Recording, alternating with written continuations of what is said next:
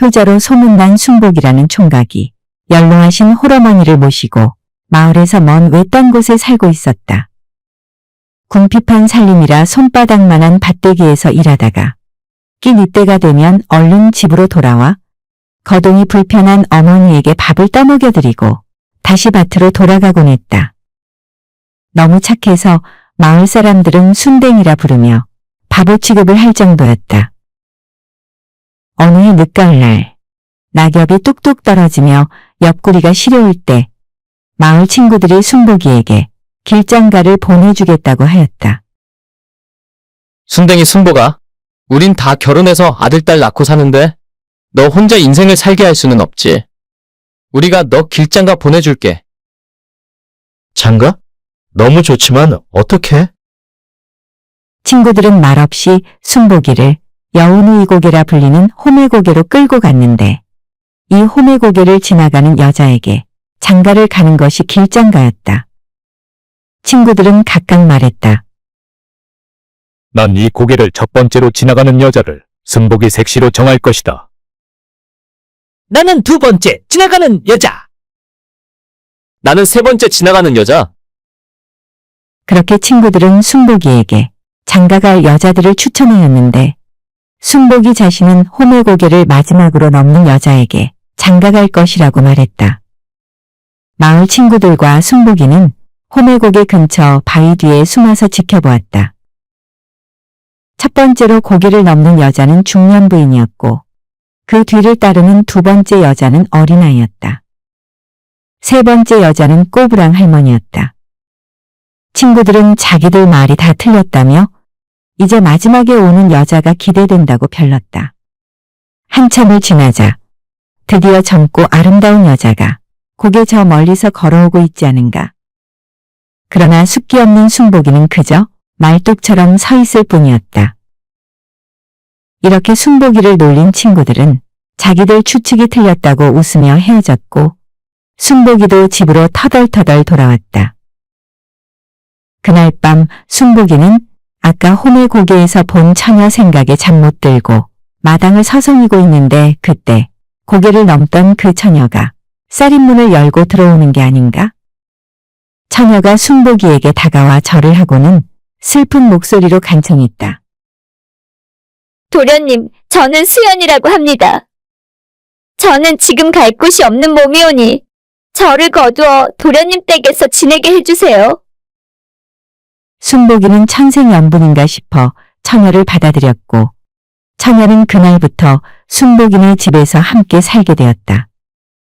그런데 그날 이후로 무슨 조화인지 하룻밤 사이에 순복이가 노모를 모시고 살던 오두막이 기와집으로 바뀌었고 광야는 곡식으로 가득 채워졌다.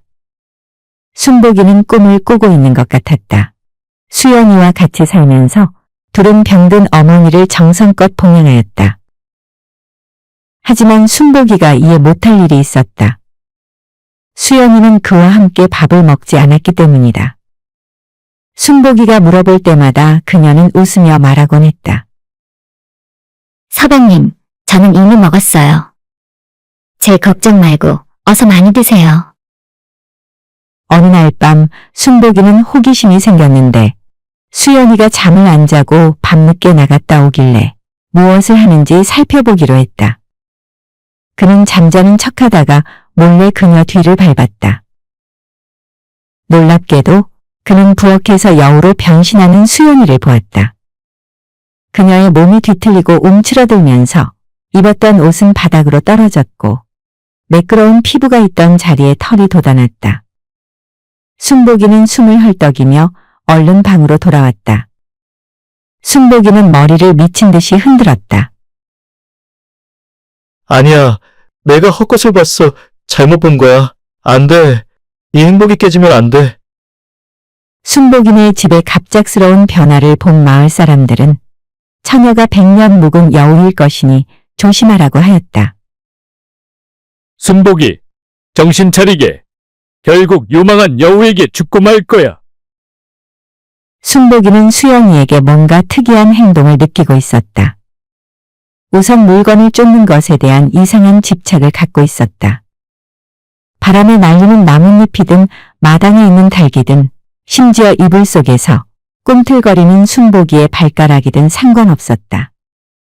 그것이 움직인다면 수연이는 날쌘 매보다도 더 빨리 그것을 잡았다.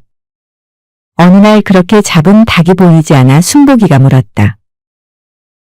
수연아, 아까 잡은 닭은 어디 갔어?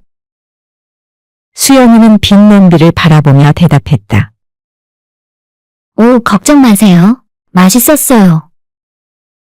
얼른 수연이는 입을 닦으며 웃었다. 순복이는 눈만 껌뻑이고 있을 뿐이었다.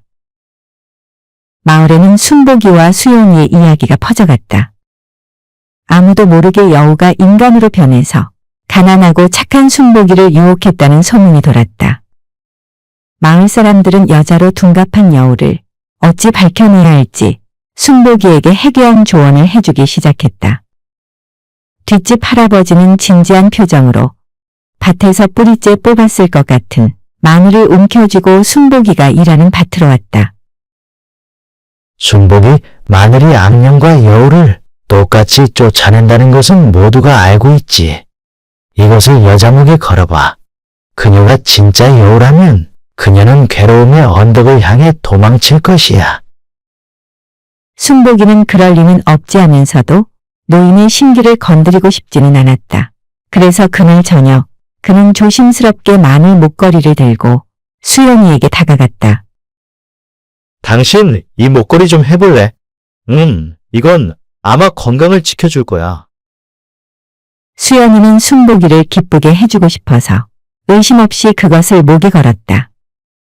그러나 그녀는 도망가는 대신 킁킁거리며 코를 찡그렸고 재채기를 반복했다.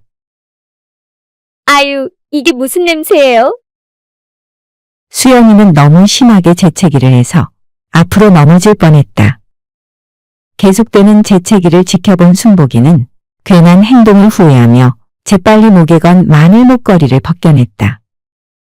그럼에도 불구하고 어느 날은 앞집 할머니가 커다란 자루를 들고 순돌이가 일하는 밭으로 허둥지둥 달려왔다.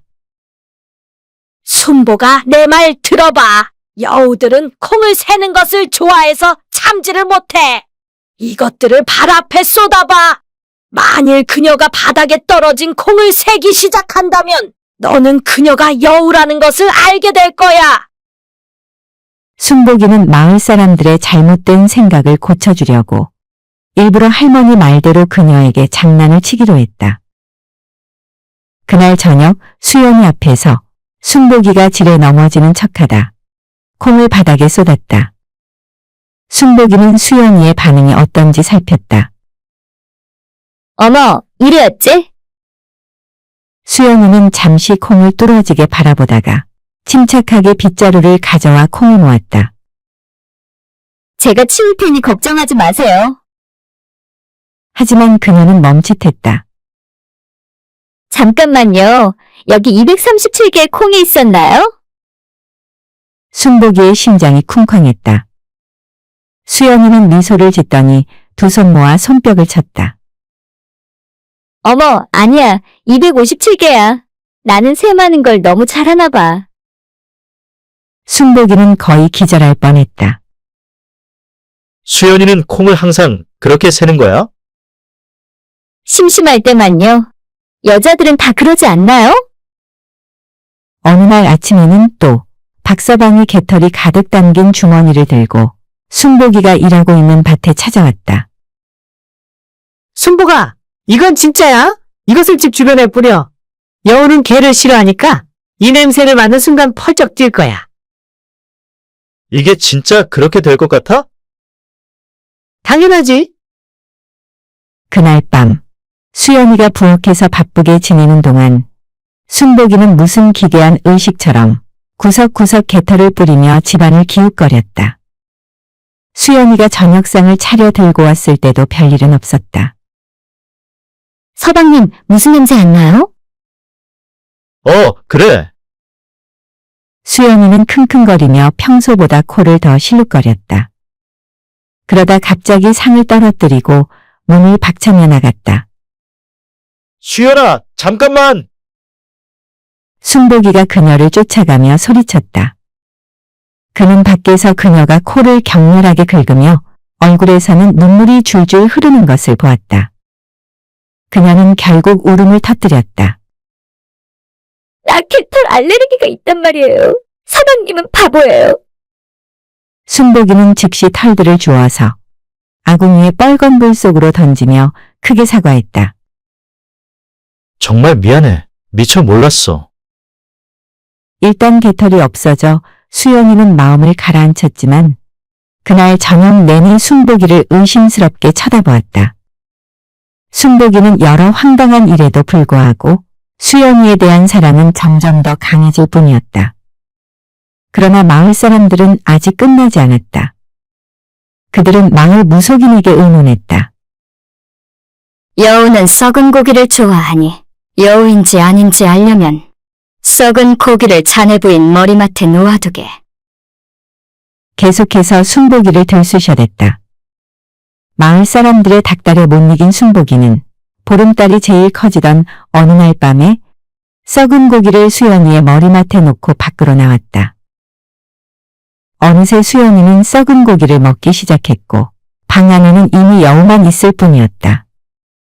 몰래 그 광경을 보고 놀란 순복이가 방문을 열어젖히자 여우는 수연이로 변신했으나 꼬리는 남겨졌다.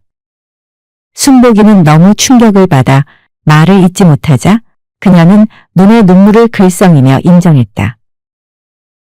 네, 저는 보다시피 여우예요. 저는 수백 년을 살았는데 제가 착한 남자를 만나 사랑을 듬뿍 받고 살다가 3년이 지난 후에는 사람으로 변한답니다.